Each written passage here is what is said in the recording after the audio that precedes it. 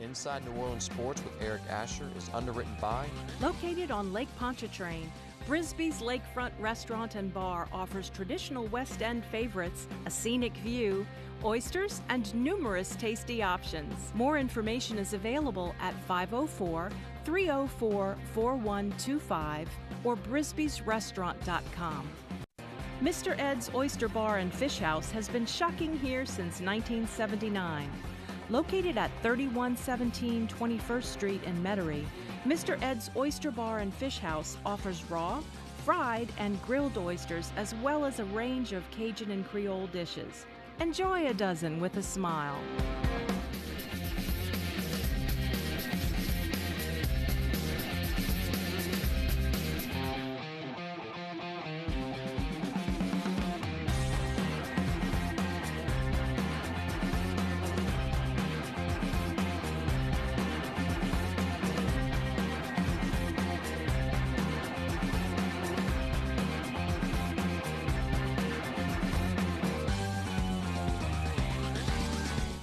Good evening, New Orleans, and welcome to another edition of Inside New Orleans Sports. It's game night. Saints are preparing to be able to take on the Cleveland Browns, and of course, we'll be talking a lot about the Saints.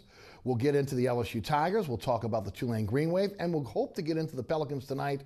And we got a fantastic panel for you tonight. ESPN 100.3 FM here in New Orleans. Gus Kattengell is with us, along with Chris Hagan of Fox 8 Sports. Gentlemen, welcome. Thanks so much for being with us. Both of you guys have spent a lot of time at camp.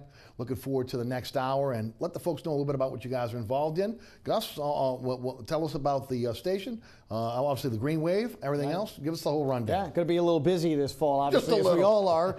But yes, obviously each and every day, 1 to 3 o'clock on ESPN New Orleans. You can check us out, obviously, on TuneIn Radio, the website, ESPN1003.com. Tweet at us, at ESPN Radio NOLA. Not a shortage of subjects at all to do. Of course, I'll be back for the Tulane Green Wave doing some sidelines and in a season that they hope is a lot better than last year, at least for Willie Fritz for sure. And some exciting news coming very, very shortly on our station here as well for the fall. Some more work, but good work to get into it. So looking forward to it. And you'll announce that a little bit later on, right? Yeah, okay. Like next week. We'll get you back. We'll announce it as well. Chris, welcome back. You know I love what you guys do at Fox 8 Sports. Tell us a little bit about what's going on over there. Well, we've got a ton of Saints content, obviously, the game tonight, and then the final play on Sunday. We'll have a lot of content on fox8live.com as well as the Final Play app, which we've rolled out. And look, we put a ton of stuff out there. Every story we do, instant analysis, blogs. As soon as practice is done, we have video and we have instant analysis from myself, Sean Fazan, Garland Gillen, John Bennett, Juan Kincaid, the whole crew up there. So a lot of great stuff that can be found both digitally and, of course, on Fox 8 TV. And your blog as well. That's right, the Extra Point blog. I'm working on a fantasy football blog, year 2 of it now. I won one of my leagues last year, so I have a little bit more credibility with it. Got some cachet there. Yeah, so check that out, the Extra Point on fox8live.com. Guys, you guys have spent a lot of time in the heat and humidity of Airline Drive, and look, we're all glad the Saints are back. Maybe some people are not that enjoyed West Virginia, but I know a lot of us here in the city are glad they're back. And I'll just take maybe an overview, and then we'll get into some specifics. Your thoughts on camps thus far? I'll tell you what, it's interesting because one of the things that hit me immediately, obviously, is what we've talked about before a lot of times in this show, and I'm sure you've gotten, Chris. Fans are convinced it was the Greenbrier as to why the Saints were 7-9. It's bad drafts, players not living up to their potential in free agency with those signings, and more importantly, Eric, it's just not being a very good or talented football team. That said, it was the first weekend, Chris, Kenny Vaccaro came out and said, look, he looked forward to this because he thinks it's going to toughen you up and it can help you perhaps with stamina. He brought up the play against the Falcons in his rookie year in which they had training camp here, and he said, look, I wasn't tired then in the fourth quarter. We've heard several players say that they're looking forward to seeing how you can push yourself and how other teammates will respond to that. So I think there's an added element to it.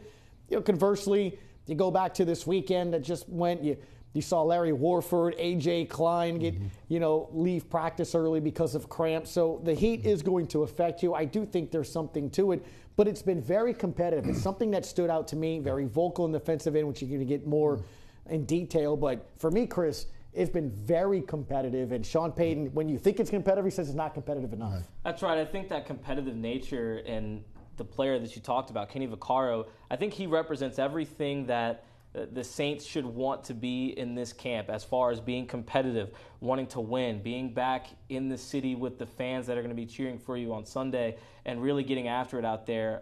It trickles on to guys like Sterling Moore and Devontae Harris, Ken Crawley. We've seen them mixing it up in the secondary with those receivers. And Sterling Moore, one of the things he told us was that they felt like they played a lot of zone last year, gave up a lot of catches, and then made tackles after the play. They want to be there mixing it up and getting after the ball when it's in the air. They want to be more competitive, and I think that goes a long way. And then, look, it's a bit of a turning point, not only for guys on contract years like Drew Brees and Kenny Vaccaro, but Kenny said it himself. One of the things that stuck out with me in that first interview the first week, he said he loves it here in New Orleans, wants to be here, his family loves it here, but they got to win.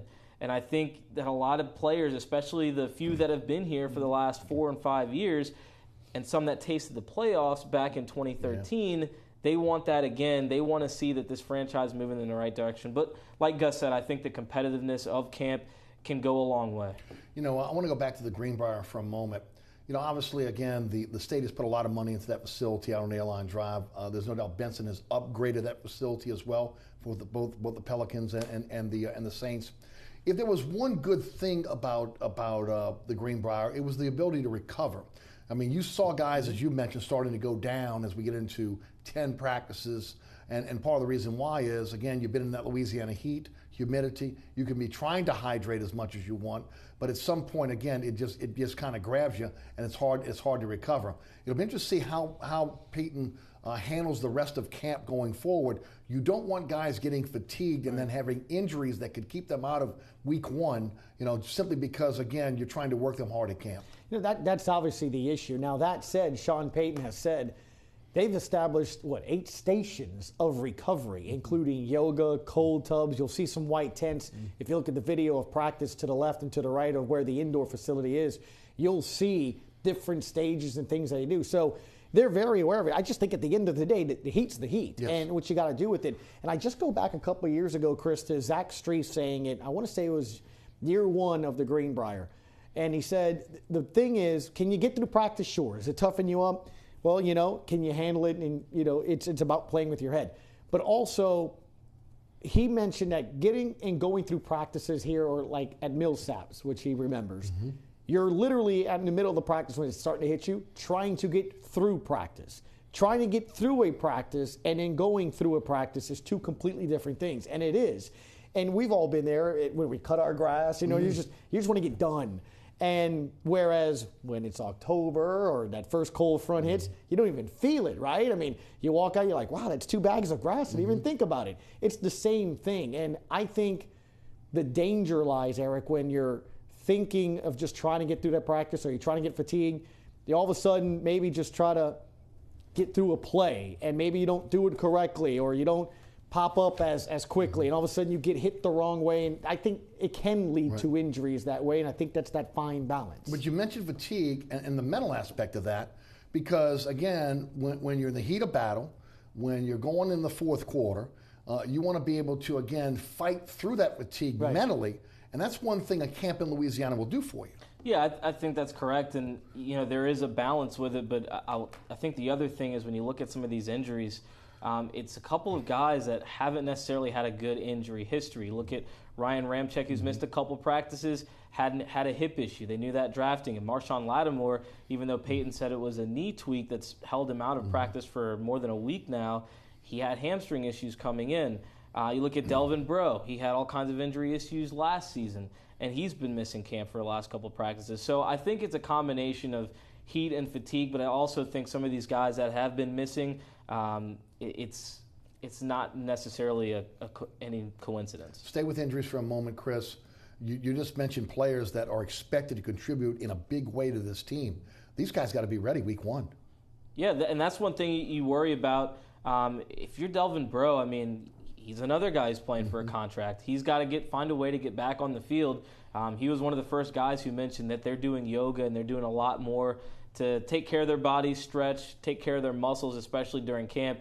He said they even upped the time that they were doing yoga from last year to this year. He's got to be out there. And then Ryan Ramczyk especially, he was having a tremendous camp, being applauded by Brees and Peyton for how well he's picked up things. And he's a guy who's hard on himself and wants to get better, but to see him missing is not a good sign because they're already down Teron Armstead. Ramczyk was a pleasant surprise, but all of a sudden now you find yourself relying on a Khalif Barnes at the later end of his career who got cut from this team about 3 or 4 times already. Yeah, injuries, stay with that. I want to say the last time I was on this show with you, I said it was going to be very key, and I made the statement, Chris, that I thought the Saints' chances of going to the postseason was going to be how the draft class actually performs. Out of the 7 draft picks, 5 on the defensive side, which side has kept the Saints from the postseason. Defense.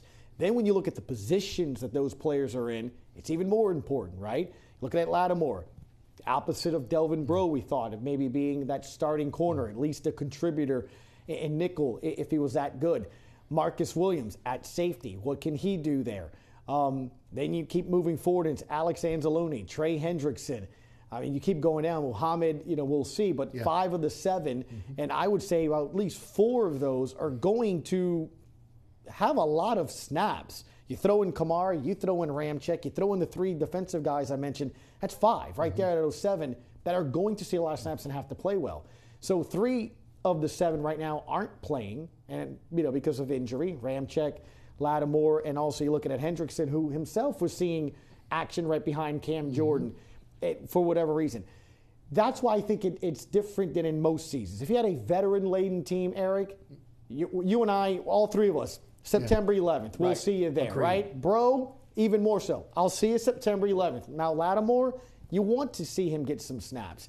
Ramczyk, he's looked great. I agree 100% in camp, to the point where I know Ingram and Breeze made the comment about Brandon Coleman being the MVP of training camp, and I thought they needed to be treated for heat illness. But I mean, look, I get it. They were supporting a teammate.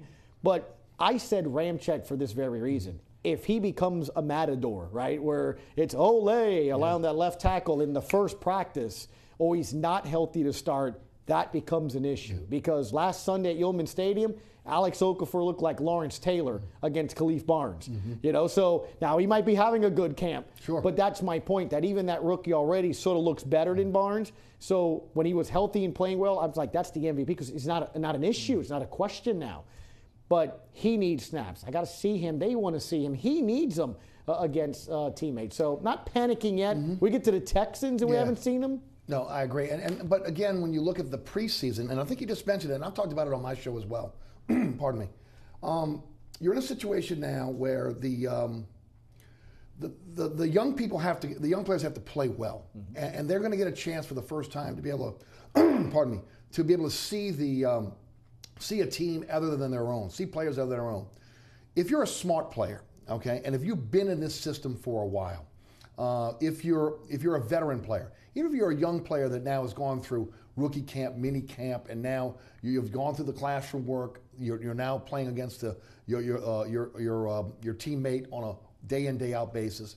If you're smart enough, you know what the play is, you know what the receiver or the guy across from you is going to do. You know their strengths and weaknesses. So I think at some point, you don't get a true litmus test on how well the players are performing in camp. You need to play against other teams. And then you throw in the fact that a lot of second-year players, first-year players are going to be counted on to be a big part of this team this year. These 4 preseason games are critical. Yeah, they're definitely critical. And like you mentioned there, I think as complimentary as Peyton's been of Ryan Ramczyk, one of the things is you got to see how he handles a rush and how he handles different guys. He's seen Alex Okafor. He's seen Haoli Kakaha several times now. You kind of know what they're coming with a couple different moves now, and you want to get him out there and get him some live experience, because one of the things he mentioned is it's a lot faster, and specifically pass blocking is night and day difference between college and the NFL. And like we've talked about, there's so many young guys, and this team has lofty expectations.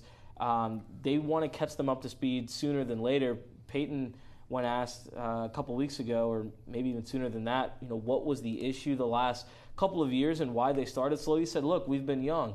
They're still pretty young, so that they still have to fix that issue. Yeah, and, by the way, you're not tackling and you're not being tackled. It's a collision sport. Yeah, no doubt. And it's funny, just this week, I had an opportunity to go around with some other radio stations and, touch on in Atlanta and Tampa Bay and Carolina and see what their questions are and where they are. And all three reporters that were on the show mentioned, Eric, that the NFC South, I mean, what a division this is. We're talking not just quarterbacks, right? The last 2 years, the NFL MVP and Cam Newton and Matt Ryan.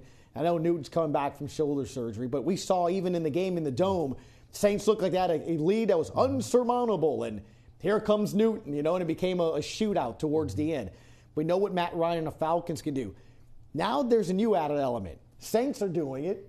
They're following the Falcons thing, right? Devontae Freeman yesterday knocking down, the big contract there. Largest contract for a running back. Yeah, him and Coleman, you saw what they did. So what did the Saints do? They double down. Give me Adrian Peterson, who we've seen, they're throwing the football a lot to him. And they go get a guy in Alvin Kamara, who I think was tailor-made for this offense. So they're doubling down. Ingram's look good out of the backfield. So you're going to see teams throw a lot out of it. Jacquez Rodgers going to, with the Bucs.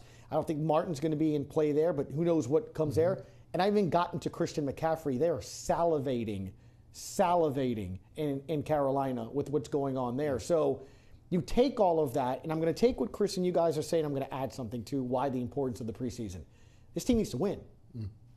Win. Yeah. Okay? We've always covered teams and talked about the proverbial switch, right? They'll switch it on. Well, this team's been below 500 for 3 years. There is no switch. You add the youth that he's talking about, the roster turnover. They haven't won. So Sean Payton last year going into camp said it was important to win preseason and then win early. They have another brutal 4-game stretch to start the season. I'm not saying we need to lose sleep if they win or lose these games, but they need to play well. If it's like last year where they don't look very good, they look like there's a lot of depth, and then all of a sudden, guess what? Chris is asking it. I'm asking it in the locker room. The defense gave up a couple more touchdowns. Why can't the secondary cover? All that stuff adds to it, and next thing you know, you're at Minnesota. So I think it doesn't care who they're playing. They need to win, and I think it will help then reestablish that culture. I mean, Aaron Glenn, win the play, has been yelling it at camp. And the other thing you mentioned, when you bring up all those other teams and what they have in common, everyone took a big step forward. You can say, the Saints have a draft class that they can work with if they're healthy. Last year's class can be a strong class with the continuing production of Von Bell and Michael Thomas and some others. But you look at Atlanta and what they've added to their defense and how strong their classes have been, and they haven't had that swing and a miss on a free agent signing like the Saints have with Jarris Byrd. You look at the Panthers and what they did with McCaffrey and how dynamic he can be in that offense and how he can do wonders for Cam Newton and his throwing percentage. And then you look at the Bucs and they're adding guys all over the offense, and Deshaun Jackson, O.J. Howard, Jameis Winston's only going to continue to get better. The Saints have to come out of the gate hot because it's not a division anymore where, the Saints had Drew Brees. They had a lights-out offense, and if they turned it into a shootout against Carolina or Tampa Bay, they could probably win. That's not the case anymore. Those teams have some legit defenses, and there aren't any free wins within your own division. So now you've got to go out and you've got to handle business from the start, and outside of the division, it's a very tough schedule. I think it can be argued that it's been an arms race since the Saints won the Super Bowl. That these teams have been trying to match the Saints offensively, and of course, by the same time, pretty decent defenses. Now, you look at Atlanta, as you mentioned, Atlanta's tried to do it on both sides of the ball, but you look around the NFC South, they realize they have to score points to beat the Saints, and they've gone out and they've done that. Yeah, no doubt. Not only that, look, again, it's still the gift that keeps on giving, right? The 28-3 Super Bowl blowing of Atlanta there and blowing the lead, but they were picking off Tom Brady. They were smoking the Patriots, and they lost 2 games last year. Yeah, they might have gotten better in New England. My point is that defense was good, and I know it's a sore subject. You get the phone calls as I do. LSU fans, they do this every time they see LSU linebackers going. So what does Atlanta and Tampa Bay do this year? They double down and get another LSU linebacker. And this week alone, the reporter that I talked to from Tampa Bay, from the Tampa Bay Times, Greg Allman, he said, look, because I mentioned Quan Alexander, it was just a great signing by them. They loved him. They said they loved him before he played a down. And he's the leader of that defense. It goes, Beckwith, they're speaking about him in the same manner. LSU fans and Saints fans are going, what are y'all doing? They went and got a Gator linebacker at Anzalone. But, Chris, that's what you're seeing in this division. It is an arms race. It's difficult. And you mentioned the other teams they're playing. It's fun for us to get excited to see that, and the fans do as well. But the reality is it's going to be very competitive for them this year. Yeah, it only gets tougher. And like you mentioned, I think in terms of just what the Saints did and how these teams are going to try and compete with them offensively, it's exciting to watch, but it's tough for the Saints. Yeah. I mean, they've got to come out and they've got to play A+ games now, especially within their own division. Well, I thought you said it best. There's no gimmies. Yeah. There's no gimmies in the division anymore. Okay, you guys have seen a lot of camp. Chris, I'll take you for strongest position depth-wise, including injury, okay, in camp. You take one offense, one defense if you would. Offensively, I'm going to take running back. I think Adrian Peterson speaks for himself if he stays healthy. And by all means, I know we haven't seen a lot of live tackling and whatnot, but he looks pretty good. I mean, everybody looks good when they're out there in shells or, non-contact. And then Mark Ingram, he only makes himself better with what he can do catching the football. Alvin Kamara comes in there, and you know what he can do in that offense or what we expect him to be able to do. And then, early in camp when guys were asking Peyton about Alvin Kamara and what he can do, Peyton was quick to remind people that Travaris Cadet's been decent in that role as well. Now, maybe he doesn't give you the dual threat of being able to run between the tackles like some other guys can do, but he's another guy. So I think on that side of the ball, running back is a great position that they have right now. And defensively, as far as depth, you got to like linebacker. As far as competition-wise, in a way, we're still trying to see what they become. A.J. Klein has been nothing but impressive as far as his leadership ability, and he's been the one solid there since the start of practice running with the first team. And I think if those guys can continue to elevate each other's level, it's nowhere to go but up, honestly. It's been a position of weakness the last couple of years, and they've got experience. They've got a couple of guys that have been around, and Craig Robertson and Nate Stupar played well last year. Stupar on special teams. Robertson's going to be another strong guy. And then if Anzalone can come in and play well at weak side linebacker, another position where they can certainly get a lot better. And Mike Nolan at linebackers coach can do a lot. Do a lot too. Great point. I'll take what Chris said. I might add to it too. I agree. The running back position, it's nuts. Just overall. Yeah. This is an offense that Drew Brees threw 5,000 yards. I think they're stronger. I think they're stronger. And it's because of what he said at running back. Because one of my biggest concerns when the Saints signed Peterson and go get Kamara, and you're sitting there on draft night going, what are they doing? And then you sit there and go, because you're easy, right? Ingram's in the backfield, they're going to run. Peterson's there, they're probably going to run. Right. Kamara, it's third down, they'll throw it. What have we seen this camp? All three backs are running. Balls, right? All three backs are catching balls. Not being predictable. Exactly. So that makes it difficult. I mean, imagine you're the middle linebacker, right? Peterson is lined up in the slot. He was lined up like a flanker to the right of the tight end, and Brees is looking left or right. And now, to my point, there's Snead, there's Ginn, there's Brandon Coleman, who's had a good camp. Corey Fuller shined before he got injured. I think the receiving group has a little depth to it that I didn't expect. Tommy Lee Lewis, we kind of tend not to talk about. All he does is catch the ball. In traffic. Exactly. So he's done well, and a pleasant surprise. So I said it would have been a great move for him to get to that practice squad, but because Willie Snead missed some practices, Ginn had a night off, and you're seeing some injuries to that area. Not injuries, but just some time. Traven Durrell from LSU, every practice, he just gets better. I'm not seeing him drop the ball and stuff. So there's depth at that receiving position that I didn't think they had. I almost think that's going to be a tough cut now. And the secondary. You mentioned injuries. Bro and Lattimore aren't there. Ken Crawley has stepped up in making some good plays. P.J. Williams has been the first quarterback opposite of Bro until Lattimore started getting some reps in there. But Marlette's trying to, play through that. You talk about Sterling Moore. He had a practice where he kept, pass blocking, passes and everything. So I think the secondary is going to be some depth too, because we haven't even got to safety. So I would say secondary overall. Right. Most improved position, in your opinion?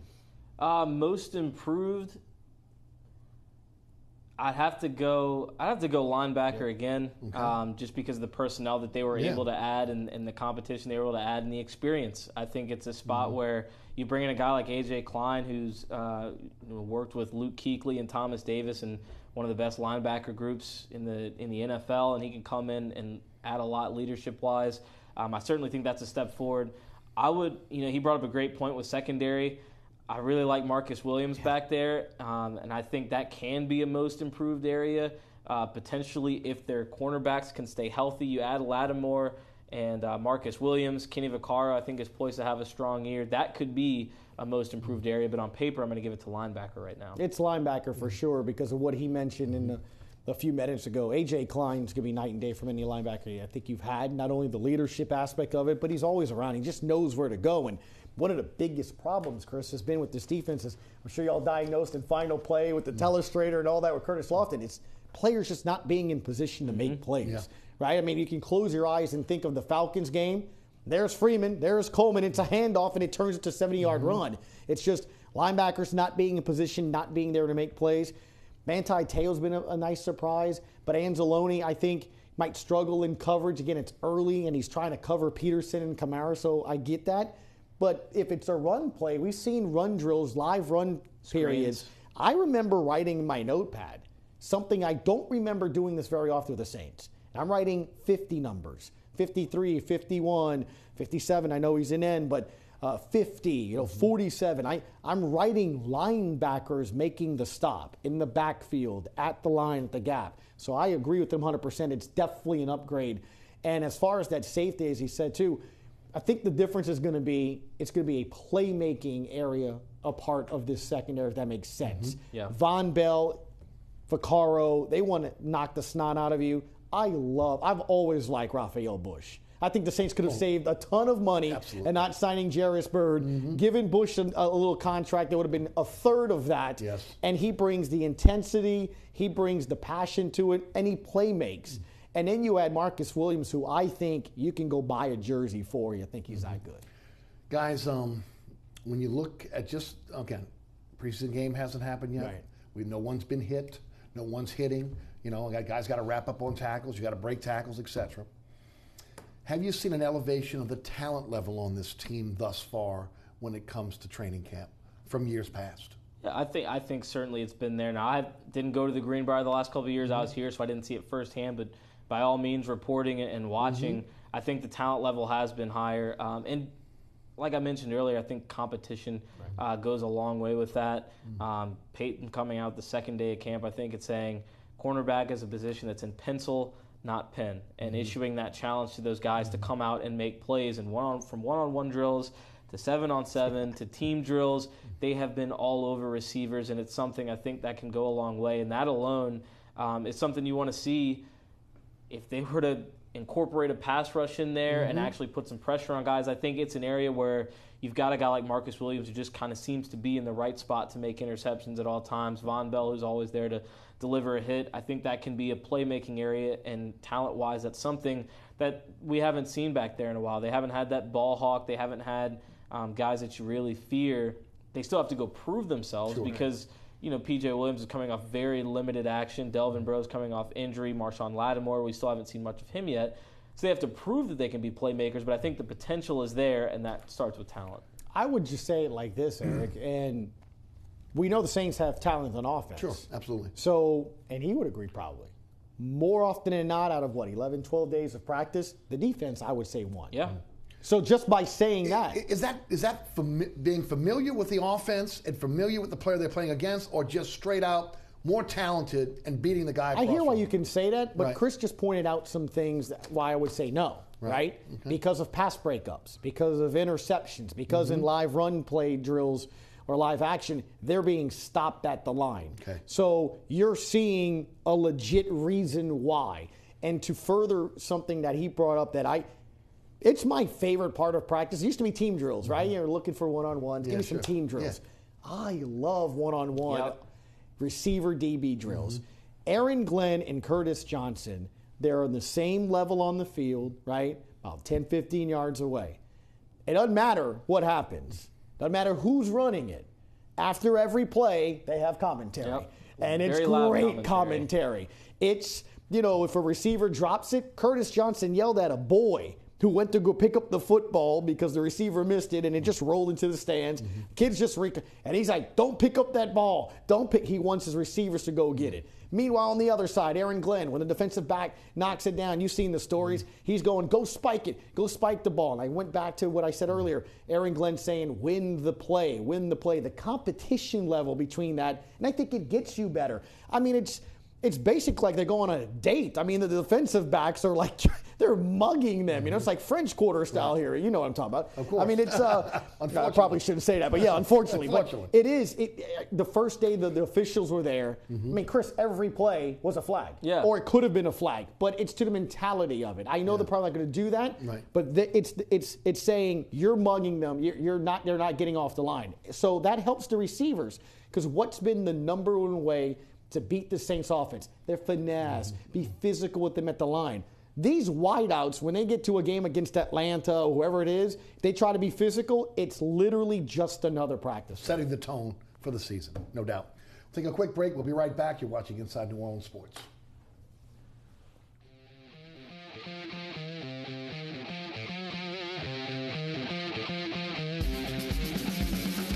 Located at 3701 Iberville Street in Mid-City is Katie's Restaurant and Bar. Open 7 days a week, Katie's offers daily specials for lunch, dinner, and Sunday brunch. Serving New Orleans cuisine such as fried shrimp platters, grilled redfish, and a fully stocked bar. And don't forget about our expanded event seating and local entertainment. Featured on the Best of Food Network's diners, drive-ins, and dives, Katie's Restaurant and Bar. Amco Fence, locally owned and operated since 1976. Fully licensed and insured and a member of the BBB, Amco serves both residential and commercial customers. If you're looking to repair, replace, or install a fence for security or aesthetic reasons, Amco Fence supplies wooden, metal, chain link, vinyl, and ornamental or automatic gates. Amco aims to satisfy your fencing needs. Amco Fence, 504-468-9559 or amcofencecompany.com.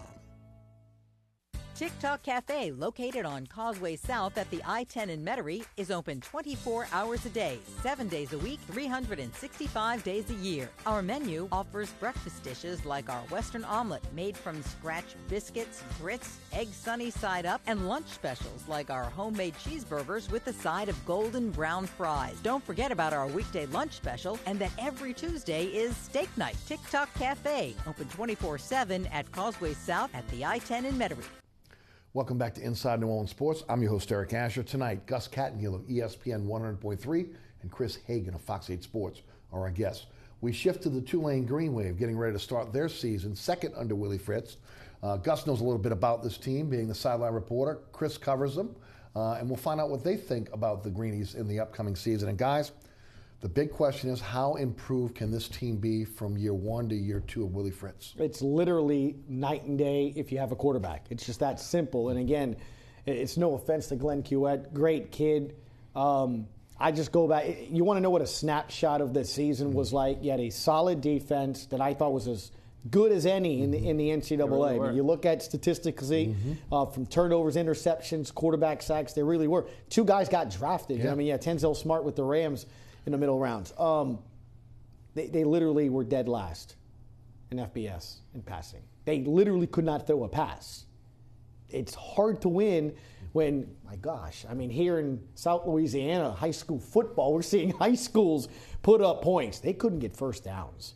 So you bring in Jonathan Banks, and just in the few practices that I've gotten to see, I mean, you can complete a pass. So if you can do that, you're better than you were last year already. You got a couple of nice running backs coming back that are seniors in Hilliard and Beatty. Can the O-line give them some time? But again, it goes back to Banks. If Jonathan Banks can complete some passes, can make some plays, because the snapshot that I tell people all the time was at UCF, close game because of the defense. Never in my life have I seen this, which sometimes when it comes to Tulane, you say that a lot, unfortunately. In 32 game seconds, 21 points were scored. There was a pick six, kickoff, next play, fumble six, kickoff, 2 plays later. Now he's timid because the coaches are saying pitch the ball, don't hold it. Glenn Cuette pitches it when he's being tackled, a pitch six. I've intercepted on the pitch. Highlights. Yeah, I've never seen that before. And in 30 some odd seconds of game time, 21 points were scored because your quarterback could not execute. And it's hard to win that way. Defensively, they lost, as you mentioned, some really good players, some all-time greats at Tulane.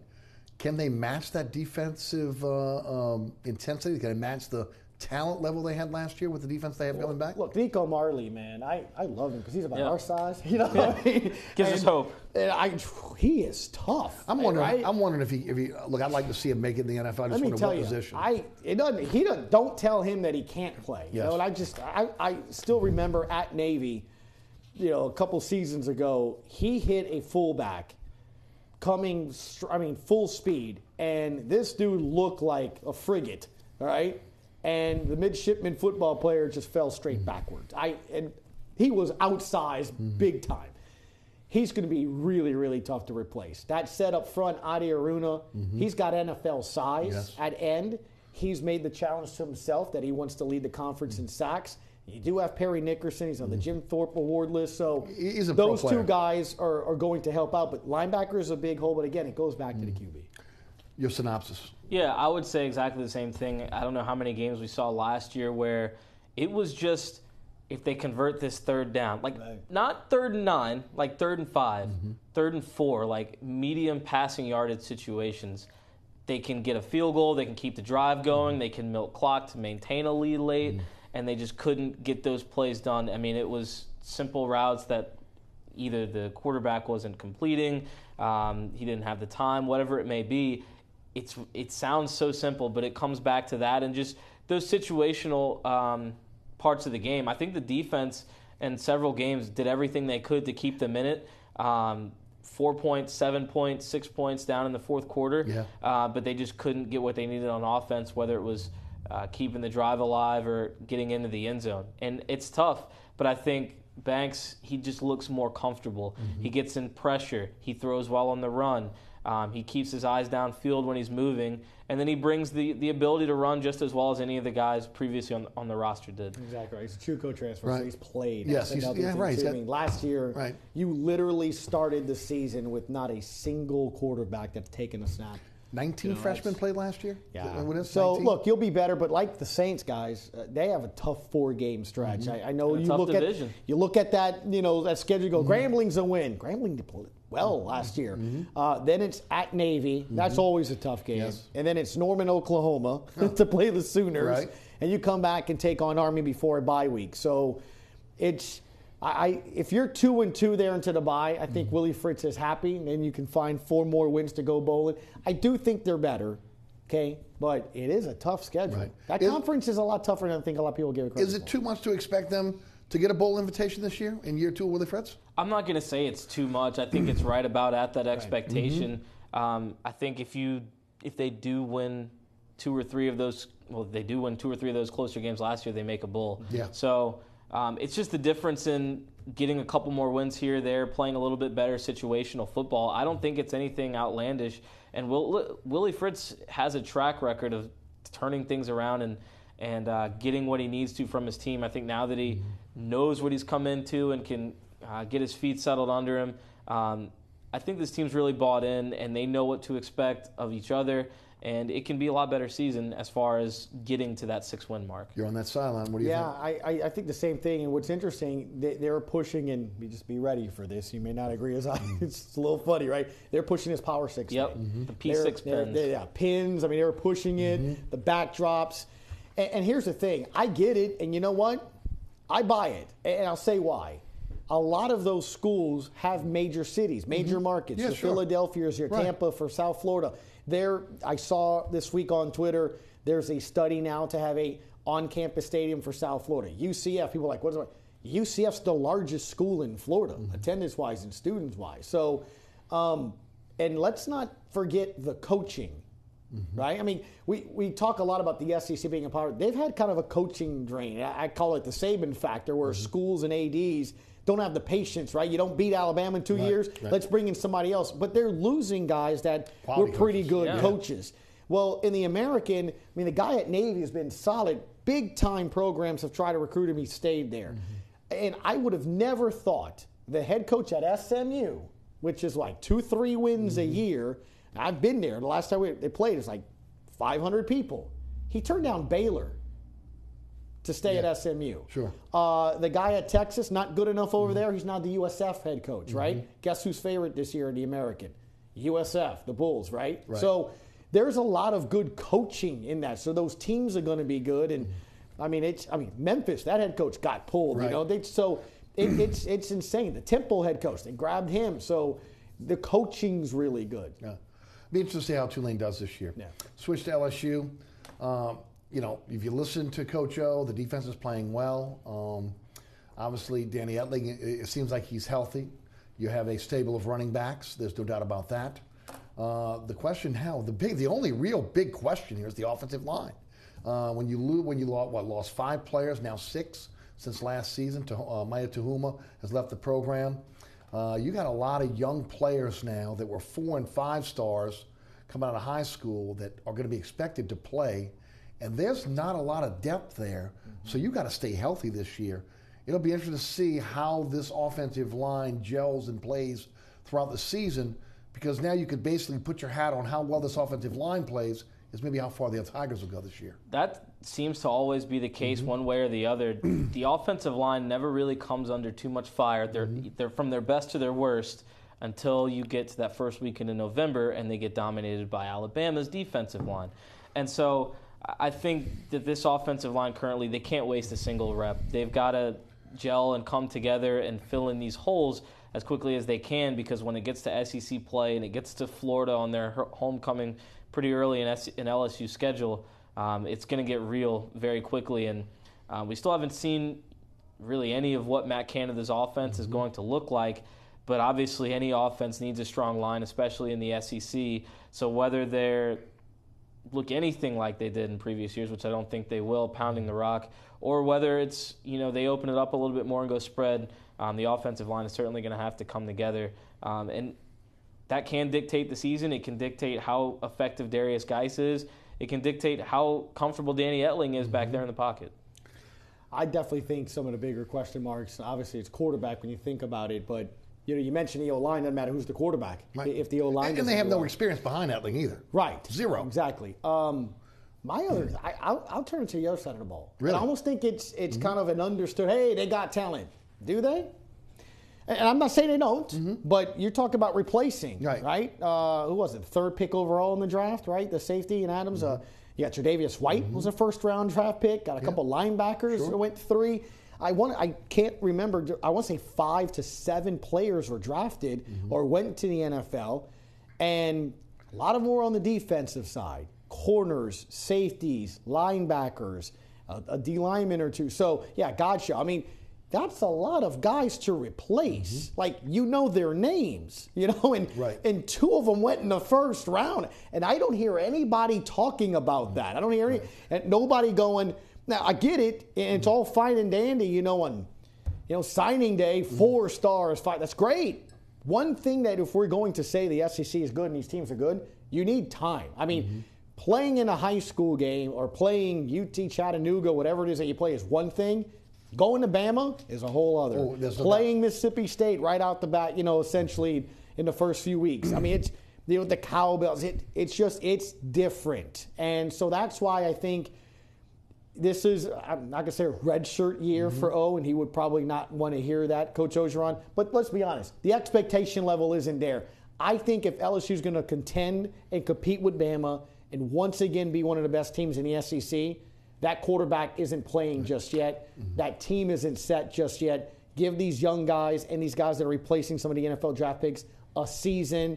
Let's see what Brennan, who kind of impresses. Lowell Narcisse apparently impressed in the spring. Sure. They're not playing until next year or being counted on. Plus, just have them dressed and see what it's like to be in those games in front of 100,000. They just don't have the experience. Right. But I agree. But you got guys like Grant Delpit, who and Devin White, who played well. Devaney last year. Michael Devaney played well. Anthony, again, we're hearing about Chason. You've got players on the defensive side. Lacouture is coming back as a veteran player. I think you've got some real talent, and you've got maybe the best defensive coordinator in college football there. I don't know if I worry as much about the defense as I do on that depth of that offensive line. And then you want to lean on Canada a little bit more with his scheme, because it's going to catch teams by surprise, especially early. This team is going to have growing pains in the first 3 to 4 weeks of the season. They've got to grow up quickly. As you mentioned, a lot of guys coming in replacing guys that went to the NFL. a lot of guys that were replacing players that they thought were going to be here this year. So a little bit of an unknown there. He mentioned it, not to interrupt you, but he said October 7th is the one that I circle on a calendar. It's Florida. Rightly so. Look, after that, there are no, directional schools. There's no South Louisiana or it is SEC schedule from that point out. So you do have to kind of grow up quick, and that's why, to me, man, Florida is such a huge game. Yeah, I think they've got to grow up quick, but I think that, like Eric mentioned, I think they place a lot of faith in Dave Aranda, and the guys that he has over there obviously matter. Their talent matters, but I think he knows how to find the best in each player and bring that out of them. And like Gus mentioned, the redshirt year, I mean, it doesn't sound good to hear, but it's kind of a reality because when you listen to Coach O talk, you hear him talk about, Etling, and he sings Etling's praises and said, if they started today, he'd be the starter. But then when you hear him talk about Miles Brennan and Lowell Narcisse, he says, one of those guys is going to win a championship. Like, you could tell, this year, great. 2 years from now, 1 year from now, we're looking forward to what these guys can do. And it's almost a situation, and I think I've said this before, that if Danny Etling didn't have such an experience advantage, and if these guys were redshirt freshmen instead of true freshmen, this quarterback competition would truly be wide open, and we'd have, I think, a lot different feel. And that's no disrespect to Etling. I mean, he played hurt last year. But I think this team, it seems like we say it every year, a year away. I think the matter is how long can you hold on to Dave Aranda? I want to stay with that for a moment. I want to stay with with the redshirt year. Can he really get a redshirt year? I mean, really. It's a 36-month deal, okay? A lot of people don't think he's got what it takes to be the LSU football coach. The people in Louisiana, obviously, a lot of them pulling for him, want him. He's a native son. But the leash, I think, will be shorter for him than maybe someone else with a little bit more cachet, with a little bit more skins on the wall, so to speak. I wonder if he can afford a redshirt year. I wonder if he can afford, not winning at least 8-9 games this year. I've tested that theory, right? Just asking diehard LSU fans. And they're like, man, this could be fine. I get it. We may not win it this year, stuff like that. So here's the difference. When you would start doing your previews for LSU, and you started talking about them, and you'd have panel on here to talk about it, right? It was Bama. It was, are they going to win the national championship? It was Les Miles, title or bust. Be honest. Yeah. Y'all hear that? No one's talking about them right away. That's why I'm saying fans don't have that expectation level.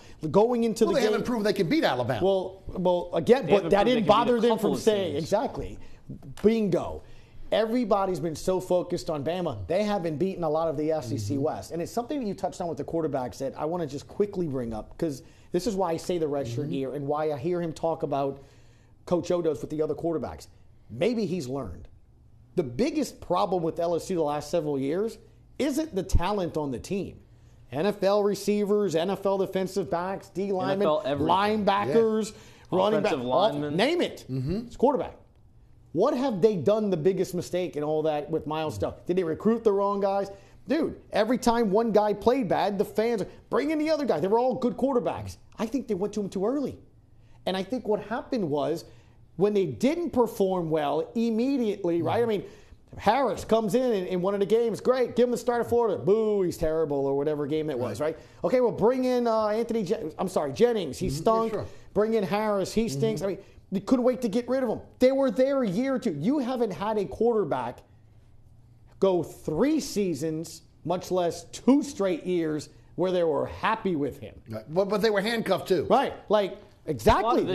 But that's my point, though. Right. I mean, you got to go to Mecklenburger, and before him, I mean, even still him, he had some growing pains in that first year. So what I'm thinking is what you're saying, too, with these quarterbacks. They may be better. I think they are better. They have better talent than Etling. But the last thing you want to do is throw in Miles Brennan because he has the better talent. Sure. And you take it on state, or you put him in at Florida because, he's better than Etling. And he stinks. And he has a game because he's a freshman. And mentally he's done. Because you know what's going to happen? The yahoos on the blogs are going to call him a bum, a pretty boy, or Narcisse. He should have gone the other. I mean, they do. And, y'all can laugh at me all you want and call me an idiot, but Tiger fans have turned on their quarterbacks so quickly and so fast and brutally that I think if I'm those kids aren't touching the field this year, even if I'm up 72 to something. Like, that might be the only time I do, but then I might take away an eligibility year. I'm going to nurture these kids. I'm going to make sure they just go through the process. Sort of like when the Saints do the preseason games. Yeah, AP, dress against Cleveland, he's not playing. But Go through the process. Get on the bus to travel. Go through the warm-ups. I want them to hear what the crowd feels like. I want them to know when the stadium rattles and shakes. But I don't want their confidence drop before I really need them to, because I'm not trying to win a national championship this year. You can stay with that, but I do want you to pick up the redshirt year. If you want. Yeah, I think he can afford to win. I think he needs to win 8 or 9. But like Gus said, and when you hear Coach O talk at SEC Media Days, just the underlying tone is they want to return LSU to something. You don't necessarily, you don't want to say you're not a championship team, but like if we're looking at stars, Alabama's a 5-star, LSU's probably 4.5, 4.7 right now. The tradition and the history is there, but they still have a lot to prove. So I think, it's not Bama or bust, although that is still going to be heavily circled forever because every coach ever is going to be compared to Nick Saban. It's not national championship or bust, but it is take a step in the right direction, put a good brand of football on the field so that we're not covering our eyes when we watch the offense, and show that these next couple of years and what Matt Canada brings and what these next couple of quarterbacks can bring is something that LSU fans can be a little more proud of. I think before you can even start thinking about Bama again, you need to be the second best team in the West. Yeah. That's what they were a couple years ago, right? Sure, the right. 9-6 games. Yeah, right. It was Bama and LSU. Auburn was trying to get up there, start Vegas. They might have a moment or two, but it was the other ones you knew you were winning. Can you say that right now? No, Arkansas has been some trouble. State's been a tough game or two. A&M, Sumlin's under hot fire, in his seat. So just get back to Chris's point. Get back to just being the second best team in your division. Then set your eyes on the elephant. Baby steps. Yeah. Right. Murder's Row, though, on when it comes to the schedule, on the road in the SEC. Oh, absolutely. Murder's Row. Shift gears to the Pelicans. Some pretty good news over the last couple of weeks. We discussed it. I think all of us on this program discussed it, or on my radio show. Not happy about the $126 million contract with Drew Holiday. I think it's a little bit of overpayment. I understand why they were in the situation they are. Self-inflicted wounds on the salary cap. But I like the way they've rebounded in recent weeks. I like the Rajon Rondo signing. I mean, you get a guy that was a former All-Star that's won a championship, that has camaraderie with again, the Kentucky ties for $3 million. That's not a bad deal. They signed Ian Clark from Golden State, a guy that, again, I think with playing time, you're going to see his numbers expand. He can shoot the basketball. He can run the floor.